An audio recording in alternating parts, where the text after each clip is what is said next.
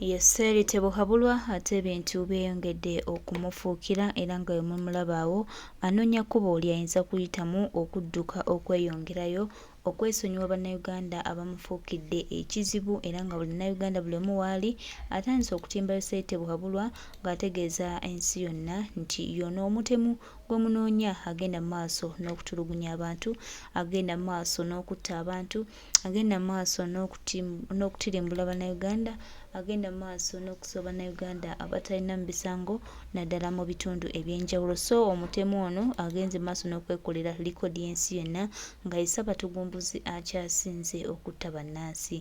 Bino nno mubirabanga ebyokusaaga naye omuntu yenna buli wafuuka omutemu aba takyetaaga kubeera mu society n'abantu babuvunaanyizibwa. So kati Museveni mulabe waffe era nga teyeetaaga kubeera naffe kubanga atukozeeko obutugumbuzi, atukozeeko obujambula, atukozeeko buli kikolwa ky'omanyi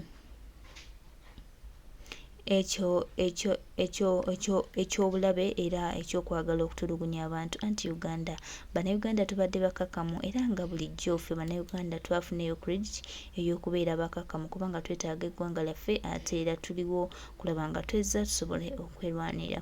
Naye bwe tufuna abantu nga bano ba Yeseri tebohabulwa abatugumbuzi abatemu abajja okwonoona, abajja okutta, abajja okusaanyawo, bannange kitumalamu amaanyi, kituleetera okutya, kituleetera emitima gyaffe okuba nga tegikyasobola kukola kintu kituufu era tuwulira nnyo ennaku n'obunyinike eri eggwanga lyaffe litulwanirira oba litunuulidde okuba nga ate lifugibwa omuntu omukyamu nga Museveni. Naye nga Museveni obukyamu bwonna bwabukolako abutukolako lwakuba tuli bakakamu. Singa tunaagamba no, nedda, enough is enough, Museveni va ku ggwanga lyaffe, Museveni tambulamu, Museveni kwatamu obubwo, tajja kusigala wano. So Bannayuganda twongeze omuliro, twongeze ekipawa, omumpembe ajja kudduka yekka nga tewali namufosinze. Ffe just kano tuli mu kasiriso ye wakati waffe naye yayinza olowooza nti bino twabivaako tetukyabiriko, n'alowooza nti ategeera nnyo era n'alowooza nti agenda tufuga amafuga gy'ayagala. Naye munnange tumutegeeza nti byalowooza nti twabifaako tetubiriiko, ate tubiriko nnyo n'okusinga bw'alowooza era nga buli lunaku olukya tuba tuyiiya ngeri ki omukulu ono gy'avudde wano. Buwawu yayinza olowooza nti byakola bye by'ekitegeevu ebisinga, n'ate ffe tulabanga byakola ebitali bya kitegeevu era nga tumutegeeza nti akaseera ke kaweddeyo, akaseera ka Yeseri kubanga ye oba ayagala oba tayagala alina okuva mu Bannayuganda. Wamma mwana muwala sooka otegeeze Yeseri by'alina okukola ne by'atalina okukola. Osanga mu abaana abato mwe bayinza okuyigirako kubanga ffe tumubuulidde buli kimu naye akyefudde nampulira zima. Part of the society cause omuzi w'ebikolobero yenna was tusigalamu ffe ng'Abannayuganda oba ffe ng'aba citizens b'e Uganda, people's lives are at stake. So tulina abantu be tubadde tujjanga tubanja ffe ng'aba people power, atali omu atali babiri ng'abantu bawerako. Government ya Uganda nevaayo ng'etukonvinsinga nti abantu abo be mulimu kutuusa batuze in the society are a threat to many people, nti abasinga batemu.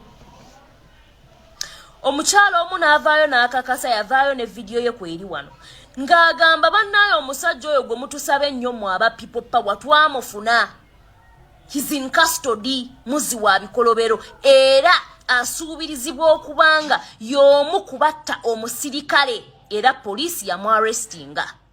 The problem is not you arresting the criminals and removing the bad seeds or separating bad seeds from the good seeds. Kubanga ffe tukimanyi nti omuzi w'ebikolobero yenna asobola okwonoona ffe ate abalungi abakyalinamuko obuntu.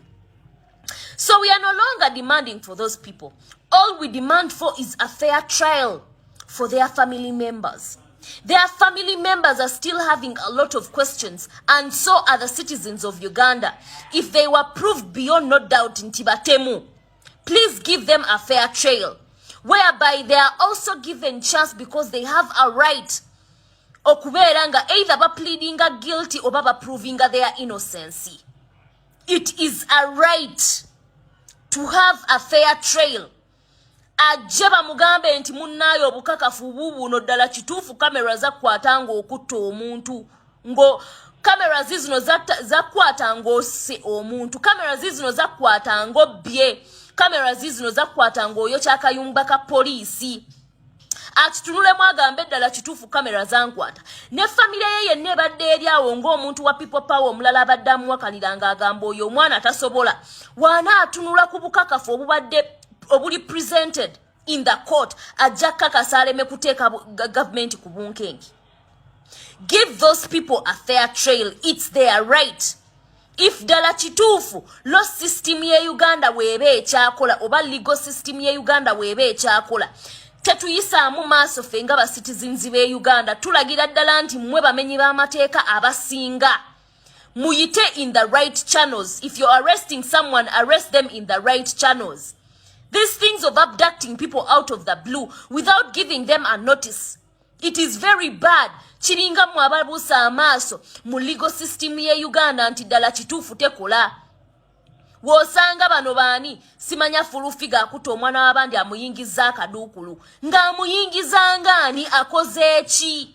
Omusango gwonna gwisooka kuwozebwa mu kooti omuntu ne bakeera ku makya gundi n'amusalira n'amugamba nti gukusinze emyaka 25 mu kkomera. So that is what we want right now. We don't want those bad seeds back. Mufe, kutuonona. All we want is a fair trial. Prove to us that they are indeed bad seeds, that they are indeed murderers. That is all we wish for. Waliwo issue endala eya railway nti mugenda tukolera enguudo za traini. Musenze abantu ne mubajja ku mataka gaabwe ge babaddeko emyaka n'emyaka. Please go through the right channels to do that. Tuleme kokolima. If that you're proving that nti ddala kituufu railway tugyetaaga, abantu abo bwe babagamba bannaye tetulina kyakulya, bannaye tetulina gye tugenda kudda. What has the government done to compensate them? Through law, toyina kujja muntu wotyo ku ttaka nga tomuwadde compensation money, tomuwadde ntandikwa. Webaddala kituufu temuyina compensation money, muyina eyo amataka agatalina kye gakola. Mukwate abo abantu mubagambe lino ettaka muliveeko tuteekewo ekkubo lya railway, mmwe tubatwale ku liri ettaka. Oba mutandikire kukubawa ku mirimu nti mugenda kukola oluguudo lwetaaga abakozi bangi okubanga bakola kye bakola. Ffe ng'Abannayuganda tuganyulwemu mu buli kimu kye mutuleetera. Transparency in governance. Mugenda kola mutugambe nti ddala mugenda kola nguudo. Ffe ng'Abannayuganda, how is it going to benefit us? Nti oluguudo before nga lonna terunakolebwa tulina tandika okulufunamu before. Mutuwe ku mirimu tukoleko ku nguudo za traini. We are unemployed. Unemployment is one of the biggest problems in Uganda. That's the reason as to why a lot of people are suffering. Because tebayina mirimu. Give those people a mirimu bakole. Mubagobe ku ttaka naye nga mubawadde entandikwa nti mujje mukoleko ku nguudo wano muyige. Nti next time you're not going to call the Chinese to come and work on the roads. Nti nammwe muyina abammwe bwe mwesomesezezza. They've mastered the art to build oluguudo lwa traini. Nti next time you're not going to call out for what? Foreign aid or foreign help. You understand? Bane tukoye. Muyite in the right channels. We see whatever is happening. We are not blind. Mugambye nti mukoze gold. For muna Uganda tetwagala wadde akatonyeze ka goldi. All we want is the accountability. Channels sente zo mwezigenda okuyitawo. Oba kola. Mutuwene ku mirimu ffe ng'Abannayuganda kigoldi mumulimisa oba mumusimya Abanyarwanda oba Abatanzania oba Abannakenya oba Abachina abaana abaffe balina ati biri bizungu biringa bikoko tebina maanyi nga ffe ge tuyina. Abaana mbawe ku mirimu, Omunnayuganda awo waganyulwamu muwe ku mirimu agenda alime ku goldi oba asime ku goldi afune kasente mumusasule. Those are opportunities that come with that. Nti gwe Omunnayuganda ogenda funa muki nti bampa ku mulimu nange nennima ku gold. Teyetaaga gold, yetaaga akakasente kogenda okuwa Omuchina omugwira mu nsi ye.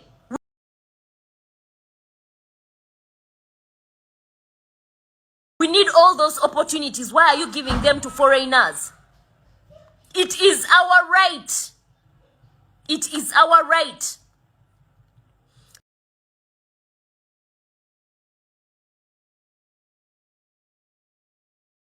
That is the reason as why these foreign people claim a lot from us. They believe beba sinzo kola the biggest part of kubanga ensi zaffe zikulaakulana. We are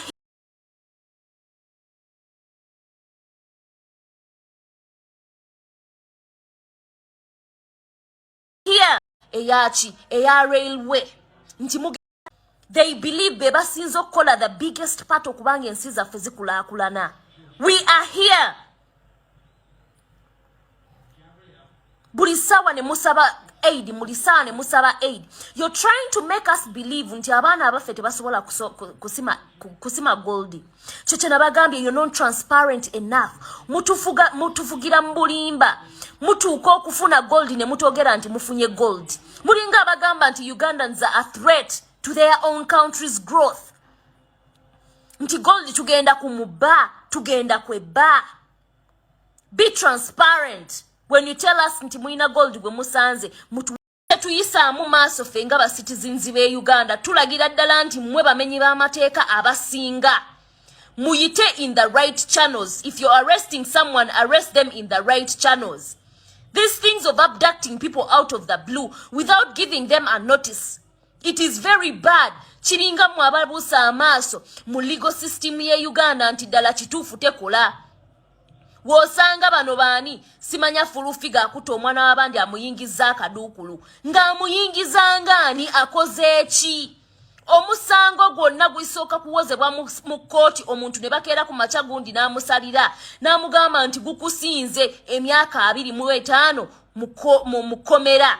So that is what we want right now. We don't want those bad seeds back mufe kutuonoona. All we want is a fair trail. Prove to us that they are indeed bad seeds, that they are indeed murderers. That is all we wish for. Waliwo issue endala eya railway nti mugenda tukolera enguudo za train. Musenze abantu ne mubajja ku mataka gaabwe ge babaddeko emyaka n'emyaka. Please go through the right channels to do that. Tuleme kokolima.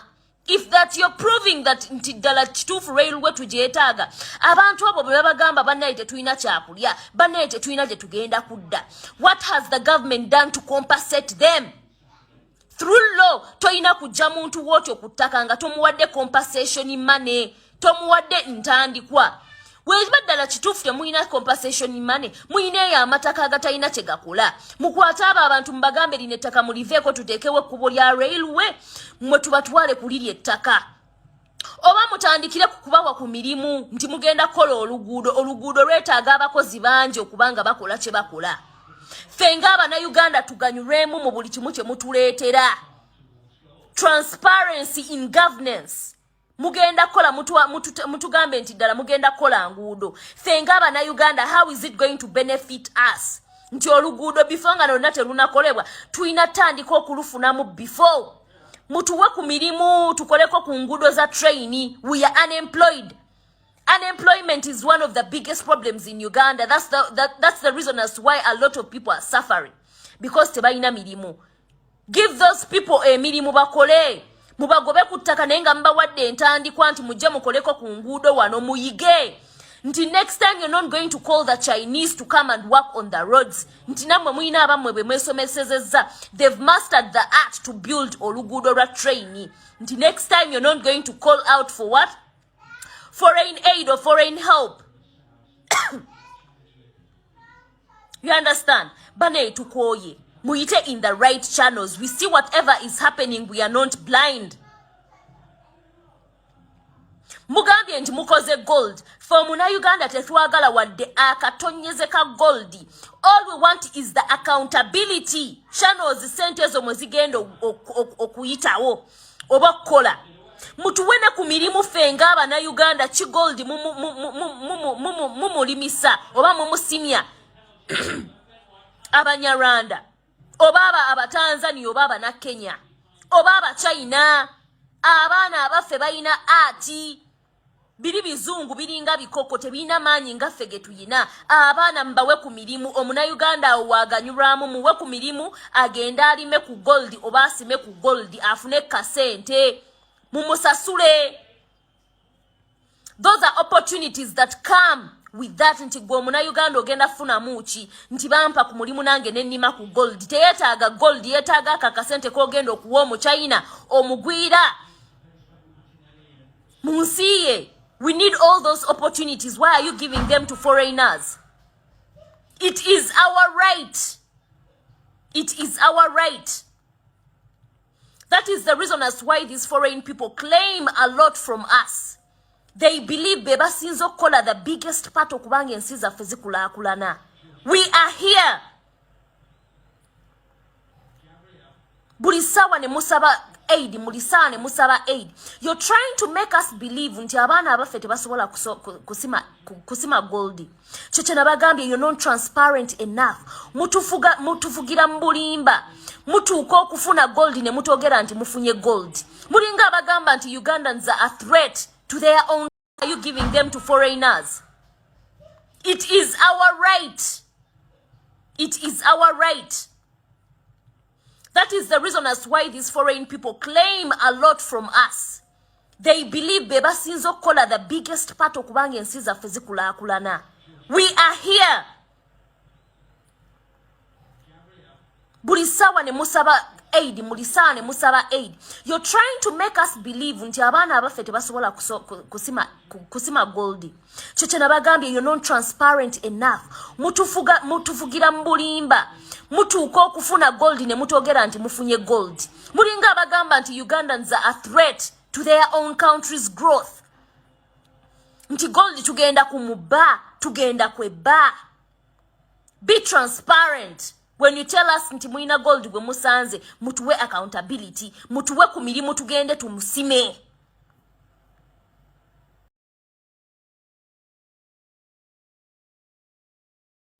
Tweyanziza nnyo maama n'eddoboozi eryo ery'omwanguka ly'ogasse ku struggle yaffe, ly'ogasse ku Uganda yaffe, ly'ogasse ku oyo yenna aweddemu amaanyi. Obubbi Museveni bwatukozeeko by'okubba eggwanga lyaffe byonna kaakati agenda kubisasulira mpola mpola. Kino si kyakuggwa leero, si kyakuggwa nkya, wabula tumutegeeza nti byonna byakola abikole naye akadde keko kamusiibudde. Akadde Museveni kakuweddeko, weewaawo okyefudde atwesibyeko nnyo ne tukusuubiza nti ojja tuvaako wekka na wekka. Eno eggwanga lya Bannayuganda. Bannayuganda balina omukisa gwonna, balina chansi yonna okuyimukisa eddoboozi lyabwe ne bavaayo ne beerwanako, ne bavaayo ne bagamba no, nedda, enough is enough, era bwe batyo ne banunula eggwanga lyabwe. Naffe tukooye okutambuliranga mu busibe, tukooye okutambula n'omuntu ayajja otusaanyaawo, eyajja otumalawo, eyajja otwonoonera, eyajja okututulugunya, eyajja n'ebibye, eyajja n'ebigendererwa eby'enjawulo. Bannange tumukooye, tutunuulidde kimu, tukoze tutya tusobole okwenunula, tusobole okulwanira eggwanga lyaffe, ate tusigale nga tutambula, nga Uganda etambula, nga ne Bannayuganda tutambula. Kyekisinga obukulu n'essanyu eri mu mitima gyaffe. Tuli bagumu ate era tuli bamativu nti eggwanga lyaffe nga lyekutte wamu, era nga tulina mission emu, tugenda fuuka bawanguzi, ate tewali agenda tuzza mabega.